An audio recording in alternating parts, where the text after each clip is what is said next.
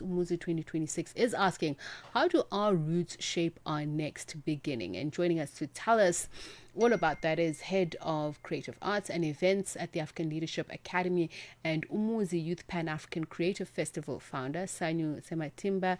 She's in the studio. Thank you for making the trip. We really appreciate it. We don't get a lot of visitors. Thank you so much for having me. Really, really thank you. So this is the how many years? I'm trying to say it in English that makes sense. It's the iteration number what, Ssanyu? It's the third iteration. Okay, thank you. Yes, all right, yes. so tell us about the founding of it. And I know this is something that you're very passionate about, so just tell us a little bit more about it, how it began, and where is it now? Okay, so as mentioned, I work at the African Leadership Academy, and I think I'd like to give context of who I am first. So I am a creator by profession, and I've always felt that Africans need a platform to be able to showcase their work or just have a home, you know? What are other creatives doing? Can I speak to other creatives? Can we get influence from each other? Can we talk about the struggles? How can we get uplifted? Let me just stop you right there, Ssanyu, and I want to get your sense of your understanding of what is a creative, and you know, is it homogeneous to what a lot of us think is a creative? Because as the world grows and expands, I think there's just so many points of views about what is a creative. To me, a creative is someone that creates, right? If you are innovating, if you're making something that's new, you are a creative. So you don't necessarily have to be a singer or an actor. You could be somebody that works in the business of the arts. You could look at product design. Those are creative. So I think it just depends. Being a creative is very, very vast. It's not limited to one specific practice. So that's for me what a creative is. All right. So you were telling us about the journey to Umuzi. Yes. So we host an event called Umuzi, and what we identified was that there are a lot of African creatives all over the continent and in their diaspora, but what we don't have is a home. So Umuzi means your home. And you know, when you go home after the holidays, after school, you rest, you sleep, you eat food, you're excited, your family talks to you, and then they feed you, and then you're ready for the year, and then they send you out and you go out and you do great things, right? So what we realized was that young creatives actually don't have that space, a space where they can come together, where they can network, where they can be fed as in spiritually, mentally as well, just community-wise as well, speaking about what's happening in their creative practices. They don't really have that. Young creatives don't have a space like that. So Umuzi basically became a home for creatives. So it's creatives from all over the continent, come through, let us upskill you, come and practice different things. Let's learn from industry experts. We have panel discussions, allowing also students to be able to practice different things. Let's say you are a photographer, but you've been wanting to dabble in music. We're giving you the opportunity to do that. And then we're exposing you to different parts of the creative arts.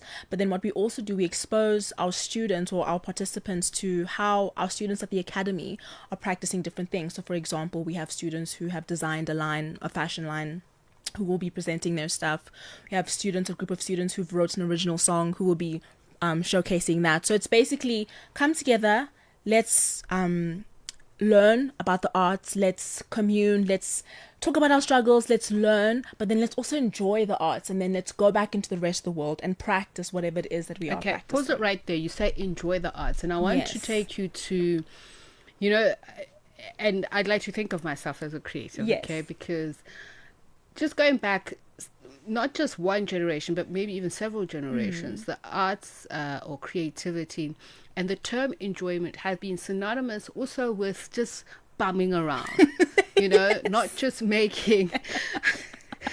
And it's been painful for a lot of people who've been, but I think parents are coming around to that. The world is coming around to that. There's just so much more to it. So let's just start with the theme. Yes. And tell us how this has evolved over the years. Yes. And how creatives are not only able to make a gainful living, but are changing the world. Exactly. So something that I'm passionate about as well is that creatives need to understand that they can contribute to the social economic development of the continent, right? I think that we think that creatives are just in the air making beautiful things, but the arts is actually an infrastructure.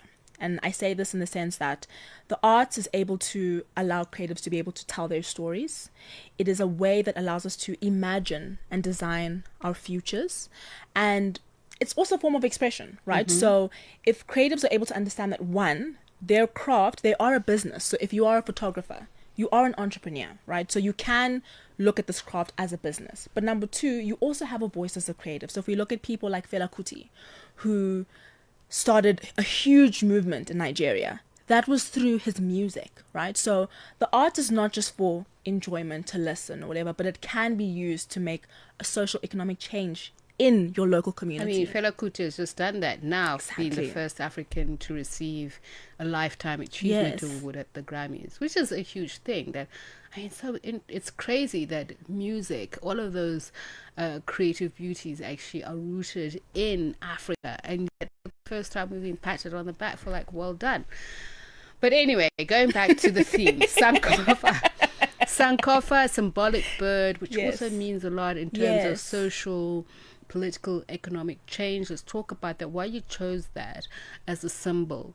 And just also when you talk about a new genesis, what is the inflection on that for those who are attending Umuzi 2026? Okay, so the Sankofa bird, if you go and research, it's a bird that's sort of like its neck is bending towards the back. And the whole thing is, what we're trying to do is getting our students to, one, understand that we are retrieving from the past. So we're not forgetting our past as creatives. We're not forgetting about what happened, good or the bad, but we're retrieving what we need to retrieve and then moving forward and then creating something new. So what does it mean for a creative in 2026 to get stuff from the past and then apply it, right? So basically, for everyone that's attending Umuzi, would understand that we are taking elements of the past and using it to empower us to be able to redefine what it means to be a creative from their perspective.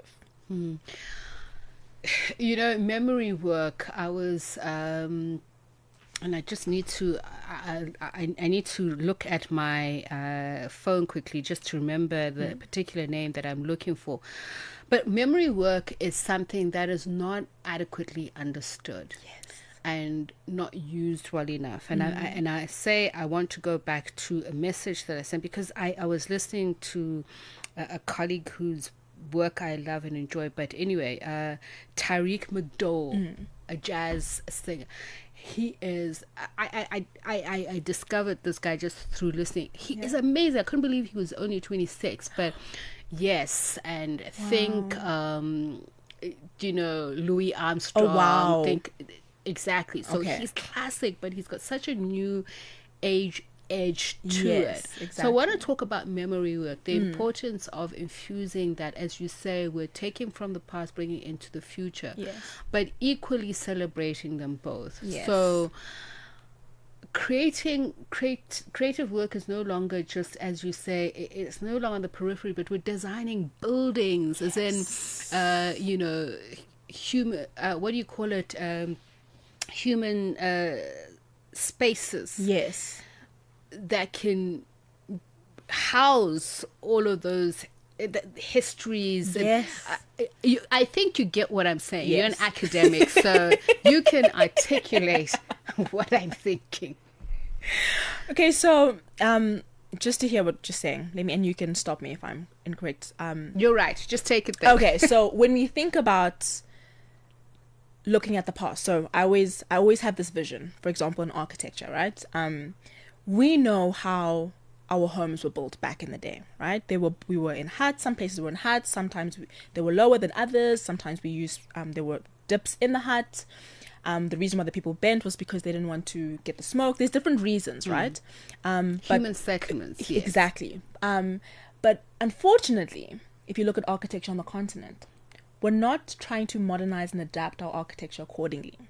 There are a few architects that are able to do that, and that's what makes them prominent, and now they're designing all over the world. But my thing is, what happens if we taught our African creatives to be able to retrieve from the past, understand the essence of what it is that we were trying to do and why, and then applying that in the future? So I'm not necessarily saying we must live in huts, but what does a modern African home look like? You know, we're in winter, it's cold, our homes are built out of cement, we're freezing, right? What if we use something else that people used in the past, right? So how can we adapt how can we use what people use in the past and then adapt it according to the context that we live in? Because I think that would be extremely powerful. Even if we look at the bags, those bags that we carry the blankets in, Louis Vuitton got them and branded them, and now it's high fashion. And that's the thing about cultural expropriation, where people also be benefiting from that. So what is stopping us? Because as I'm saying about this artist that I was listening to, one of the things that he was saying, he was talking about self-expression and using music through that, and we're just talking about the roots of jazz. But one of the things he was saying is that as early as time, human beings have always seen the need to communicate with the next human being. So he was looking at cave arts, etc. So now we've got digitization. How has that aided but also impeded the creative arts space? So I think I'm on the side of it's aided, because I'm pro technology, even AI. For me, I think a lot of creatives worry about technology and they say that it's stealing, it's overtaking the arts, right? But AI and tech cannot take our creativity. I think what it can do is enhance the creative process. So, for example, if I have students in my class and they're trying to figure out, I'm trying to make this with this and this hat here with this woman in a swimming pool and this happening here, instead of them trying to draw it out for me, what they can do, they can put a prompt and say, this is what I'm thinking of doing. Miss S, how does this look? Right? And then we move from that, right? But technology, and I think creatives, especially on the continent now, I think that Africa is currently spearheading the arts globally. Everyone is looking to us. But what we shouldn't do is miss out on the opportunity of looking at how technology and AI can sort of catapult us into a way where we can tell our own stories. I want to ask you this question because this is how you and I connected. We're in the same community. We're Gates Foundation's goalkeepers. So that's regarding SDGs. And I want to know what your SDGs are, and how the work that you're doing could help us reach those 2030 targets. So I cover SDG 4, which is education. So I am a teacher as well. And the work that I do is basically equipping and teaching young creatives how to use their creative thinking inside the classroom and outside of the classroom. So how can you solve a problem using creative thinking? How can you use your music to advocate for something, right? So I equip my students with the tools and the skills to be able to apply their creativity outside of the classroom for a social economic change. So that's basically. So what do you see in your future? What do you think you would like to do to change not only the current environment that we're in, but the thinking? I would like to transform education. I'd like to change curriculum and basically teach creatives how to apply creative thinking within the African context. A lot of our creatives are not taught how to do that within the African context. We're taught how to make beautiful brands and beautiful music, but how can we use our creative thinking to solve problems? How can we use it to advocate? And then how do we do that within the context of Africa? So the goal is to build a school one day that teaches students about that. You know, you said it's important for us to understand you, Ssanyu, who you are and what you bring to the table. My final question is, you are Ugandan by birth, and you are basically now a naturalized South African. What creative thinking would you use and would you teach your students to just help us, get over this Afrophobic sentiment that we confront as a result of socio-economic hardships?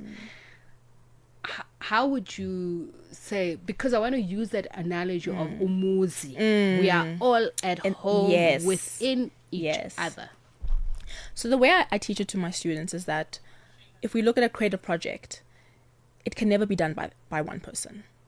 A great project requires different skills, different people. So when I talk to my students, it's the same thing. You cannot do one thing alone. You cannot be great alone. You need community to be able to build something bigger than you. If you want to build something that's not bigger than you, maybe you can work alone.